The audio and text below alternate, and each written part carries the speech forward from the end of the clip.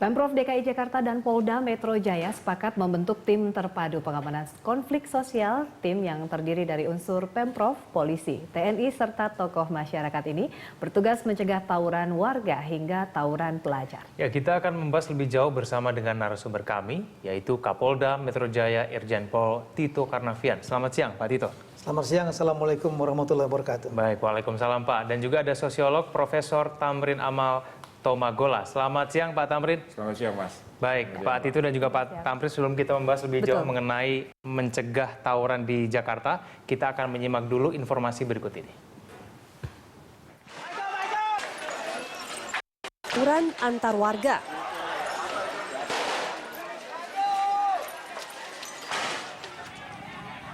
Tawuran antar pelajar. Sepertinya telah menjadi peristiwa rutin di ibu kota. Untuk itu, Pemprov DKI Jakarta dan Polda Metro Jaya perkuat pengamanan ibu kota dengan pembentukan tim terpadu pengamanan konflik sosial. Tim ini terdiri atas unsur Pemprov DKI, polisi, TNI, dan tokoh masyarakat. Tugas utamanya mencegah tawuran antar warga dan antar pelajar. Langkah pencegahan yang dimaksud diantaranya dengan kegiatan olahraga bersama untuk kalangan pemuda. Anggaran yang dibutuhkan tim ini akan dibebankan pada APBD DKI.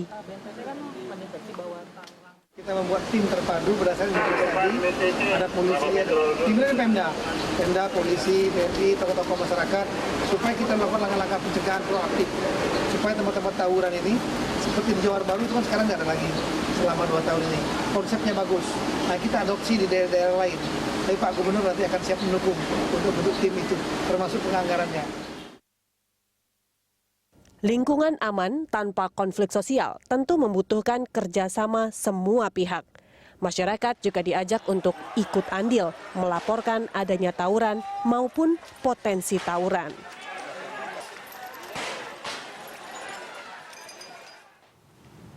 Ya, kita melanjutkan dialog. Ini ke Pak Tito dulu. Ya. Ini tim terpadu pengamanan konflik sosial. Apa urgensinya, Pak? Ya, jadi sebetulnya sudah ada Inpres nomor 1 tahun 2013, bulan Februari 2013, yang kemudian diperkuat dengan Inpres nomor 2 yang tadi, Inpres nomor 1 tahun 2014, tentang tim terpadu penanganan konflik sosial. Nah, ini sebetulnya adalah untuk mengatasi sejumlah konflik-konflik sosial pasca reformasi yang cukup berkembang. Ya. Kalau kita melihat dulu ada sedikit perubahan paradigma dengan adanya Inpres ini. Kalau pada awal reformasi, maka penanganan konflik sosial titik tumpunya lah pada kepolisian. Jadi Polri diharapkan mampu menangani semua konflik-konflik ideologi, politik, ekonomi, sosial, budaya, dan lain-lain. Ya. Namun dalam praktek, kita melihat bahwa konflik-konflik ini masih sering terjadi. Ada beberapa keterbatasan kepolisian. Kepolisian untuk penghentian kekerasan mungkin akan mampu. Kemudian, tapi ada 2 tahapan lain dalam penanganan konflik, yaitu pencegahan dan pemulihan pasca konflik. Ini kepolisian memiliki keterbatasan, terutama keterbatasan masalah sumber daya. Ya. Akar masalah konflik, misalnya masalah tanah, ya. Kemudian sengketa masalah ideologi, katakanlah kelompok minoritas yang seperti peristiwa Cikesik dan lain-lain. Ini melibatkan stakeholder lain, akar masalahnya itu di luar kemampuan kepolisian. Nah, kemudian permasalahan untuk pemulihan pasca konflik, ada rumah yang terbakar, ada korban yang meninggal dunia, misalnya, yang apalagi jumlahnya besar. Ini juga memerlukan penanganan tersendiri, memerlukan sumber daya tersendiri, anggaran tersendiri, bangun rekonstruksi rumah, kemudian merehabilitasi yang pasca trauma konflik. Ini Polri juga tidak memiliki kemampuan yang cukup untuk sumber daya itu. Oleh karena itu terjadi pergeseran paradigma yang semula leading sektornya adalah kepolisian secara keseluruhan dialihkan kepada kepala daerah. Nah, sehingga dalam ini karena kepala daerah memiliki sumber daya besar, sehingga diharapkan dengan instruksi presiden saat itu dibentuk tim di tingkat nasional, di tingkat provinsi dan tingkat kabupaten kota. Tujuannya adalah tim ini dapat benar-benar secara komprehensif menangani suatu konflik sosial. Nah, tim ini dibagi menjadi 3. Yang pertama adalah tim untuk melakukan pencegahan. Pencegahan ini dilakukan 24/7 ya. Jadi terus-menerus sepanjang waktu. Caranya dengan melakukan pemetaan dulu. Dipetakan dulu potensi-potensi konflik tiap-tiap wilayah. Kemudian akar masalahnya apa? Setelah itu digarap akar masalah ini supaya mereka tidak meledak. Itu yang pertama. Kemudian ini pekerjaan yang terus-menerus ya. Dan memerlukan biaya yang cukup serta melibatkan banyak stakeholder.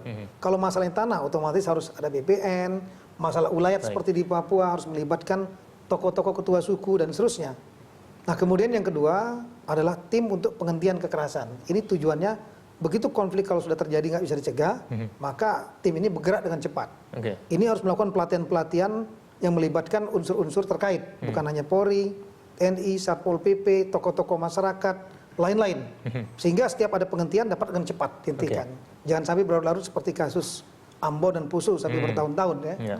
Kemudian yang ketiga adalah begitu selesai konflik kemungkinan ada korban luka, ada yang rumah yang terbakar, fasilitas yang rusak, kemudian pertikaian dendam masih terjadi, maka dibentuk lagi subtim 3, yaitu subtim pertama lah subtim untuk melakukan rekonsiliasi, menyelesaikan, memediasi, mendamaikan pihak-pihak yang bertikai. Baik, tampaknya ini timnya udah banyak sekali ya, udah siap sekali untuk mengatasi. Diversifikasi tugas yang begitu jelas dan detail tadi Pak Tito katakan ya. Betul. Saya ke Pak Tamrin dulu. Pak Tamrin, kalau menurut Anda kita melihat bahwa di Jakarta ini kan terdiri dari begitu banyak lapisan masyarakat. Menurut Anda dengan pembentukan tim untuk mengatasi konflik sosial ini, apakah cukup efektif Pak untuk mengatasi konflik sosial yang terjadi? Sebenarnya saya pribadi termasuk yang bersyukur bahwa tim terpadu ini akhirnya terbentuk khususnya untuk Jakarta. Karena ini sudah lama kita anjurkan dari konflik-konflik dari tahun 99 sampai sekarang pasca reformasi itu sudah lama kita anjurkan bahwa harus ada tim terpadu. Setelah sekian lama baru sekarang ya. Tapi tim terpadunya tidak boleh tingkat pusat. Saya tidak percaya pada efektivitas dari tim terpadu di pusat. Tim terpadu udah benar harus di daerah. Nah, jadi kalau Jakarta itu DKI itu menginisiasi dan memelopori pembentukan tim terpadu ini saya kira sudah bagus. Nah, mudah-mudahan walaupun Jakarta tidak bisa dijadikan semacam eksemplar atau model untuk seluruh Indonesia, tapi paling kurang ada sesuatu yang bisa dipelajari dari pengalaman Jakarta kalau sudah mulai dengan penanganan konflik sosial. Baik, Pak itu bagus. Tapi ada satu hal yang saya pikir barangkali perlu, dan itu tadi oleh Pak Tito dengan bagus sudah dijelaskan itu. Dari tahap pencegahan, kemudian tahap penindakan dan tahap pemulihan. Nah, saya ingin menekankan yang tahap yang pencegahan itu, karena ya sampai sekarang ini saya kira termasuk DKI belum punya satu peta lengkap dari satu misalnya kelompok-kelompok dari etis-etis yang berwatak temperamen keras. Mereka itu tinggal di mana aja itu. Orang Madura di mana, orang Banten di mana, yang berebut usaha-usaha parkir lah, usaha-usaha rakyat kecil itu. Nah, itu saya kira pemetaan tempat tinggal mereka perlu sekali. Itu satu. Kemudian yang kedua, sebenarnya sudah dilakukan oleh UGM Pak Tito. Kalau Pak Tito bisa punya akses ke UGM, itu ada satu pemetaan tawuran pelajar di Jakarta secara komprehensif. Jadi mereka tahu di mana itu STM dan SMA yang sering berantem. Di Salemba dan di STM penerbangan di Kebayoran. Nah, itu mereka udah punya peta, dan kemudian mereka punya penjelasan yang sangat komprehensif bahwa sebenarnya kadang-kadang tawuran pelajar itu terjadi antara mereka yang tinggal di daerah kumuh, yang sekolahnya tinggal di daerah kumuh, anak-anak STM banyak itu, dan anak-anak SMA yang pergi sekolahnya naik mobil pribadi. Jadi ada kecemburuan sosial. Saya ingin tanya, Pak, sebetulnya kalau menurut Anda ini konflik sosial yang terjadi di Jakarta ini lebih disebabkan karena apa? Karena ada pembagian kampung-kampung yang tergantung pada suku-suku tertentu kah? Atau apa sebetulnya penyebab kenapa konflik sosial di Jakarta ini begitu ramai? Sebenarnya dalam masalah-masalah sosial kita tidak bisa menunjuk satu sebab pokok. Sukar sekali karena itu dia seperti kulit bawang gitu. Dia bertumpuk-tumpuk. Nah, itu harus dikelupas satu-satu. Kemudian kita menemukan inti masalah yang tadi oleh Pak Tito sudah bagus dikatakan bahwa sebenarnya masalah-masalah sosial ekonomi itu inti masalahnya. Kalau dikelupas itu bawang itu. Nah, jadi kalau mau menunjuk sebab, saya pikir itu perlu suatu kajian yang cukup mendalam. Nah, saya pernah usul bahwa tim terpadu itu sebaiknya juga melibatkan peneliti-peneliti dari LIPI dan universitas lokal. Nah, mereka itu yang bikin pemetaan dan kajian komprehensif tentang asal muasal ini, sebab musababnya ini apa ini. Nah, kalau sudah dapat, baru dikasih ke pemerintah termasuk polisi. Pak Tito, apakah tim terpadu ini sudah juga berdiskusi dengan pengamat atau juga tokoh-tokoh begitu Pak? Ini terkait dari penelitian yang ada. Iya, nanti bagian dari itu. Ini kan baru kita lemparan kemarin pertemuan dengan Pak Gubernur. Di wilayah lain, sebetulnya adalah instruksi nasional nih, Presiden 2013-2014. Di wilayah lain sebetulnya sudah banyak terbentuk. Saya sebagai Kapolda Papua saat itu, di Polres, di tingkat kabupaten, kota itu sudah terbentuk. Yang melibatkan. Pak Tito ingat, kita kan pernah sama-sama di hari ulang tahun Polri, 1 Juli itu, dengan waktu itu Kapolrinya masih Pak Timur Pradoko. Nah, kan kita sama-sama di atas itu, kita bahas hal yang sama, konflik ini. Konflik sosial. Ya, ada 4 orang, termasuk Pak Tito, saya, dan kemudian Ajumardi Azra, kalau tidak salah, dengan Tubagus Roni Rahman. Kita bicara konflik ini. Nah, tapi pada saat itu, skopnya itu masih skop nasional. Tapi sekarang kalau Pak Tito bertugas di Jakarta dan mulai menginisiasi di Jakarta, saya kira itu bagus. Cocok gitu ya. Jadi saya melihat bahwa sebetulnya daerah lain sudah banyak terbentuk. Saya datang ke Jakarta, saya melihat bahwa di Jakarta kenapa belum terbentuk. Paling sangat efektif. Seperti misalnya saya sependapat dengan beliau tadi, Pak Tamrin tadi, bahwa ini sebetulnya dari bawah. Jadi bertingkat ke atas. Di tingkat desa, tingkat kampung, itu kan ada Babin Kamtipmas, ada Lurah, ada Babinsa, ada tokoh-tokoh masyarakat. Nah, mereka yang mulai melakukan pemetaan pertama. Jadi saya sudah menginstruksikan ini. Besok hari Sabtu juga saya akan kumpulkan seluruh Babin Kamtipmas. Jadi petakan dari situ. Sebetulnya mereka bisa memetakan. Mereka tahu persis. Ini daerah yang potensi konflik tawuran pelajar ini antara ini sama ini. Kemudian yang antar kampung ini sama ini. Konflik masalah ideologi karena kelompok minoritas di sana ada di situ. Dia tahu. Nah, saya perintahkan mereka untuk membuat kolom yang sangat singkat saja. Nomor, kemudian potensi konflik, daerah konflik. Akar masalah konflik, solusinya. Nah, kalau seandainya mereka bisa selesaikan oleh mereka, dibuat buku ini, kemudian didiskusikan kepada Kapolsek. Kapolsek kumpulkan seluruh Babin Kamtipmas. Kapolsek ini tingkat kecamatan nih.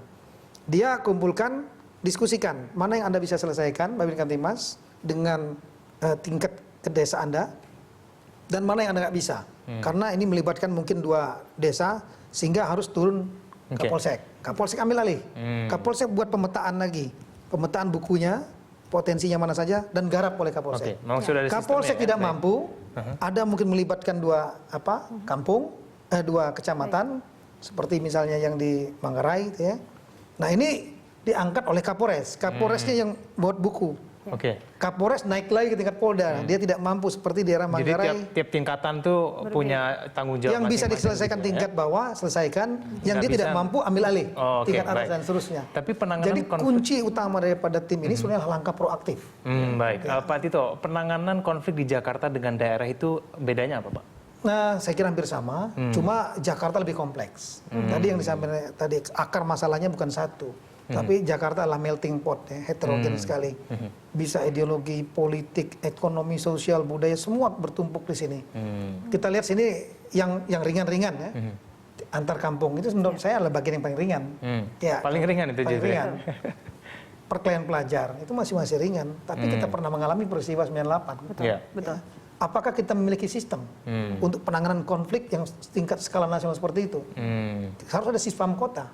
Kita harus memiliki sistem pengamanan kota yang kita bisa integrasikan antara semua stakeholder yang terkait, mulai dari tingkat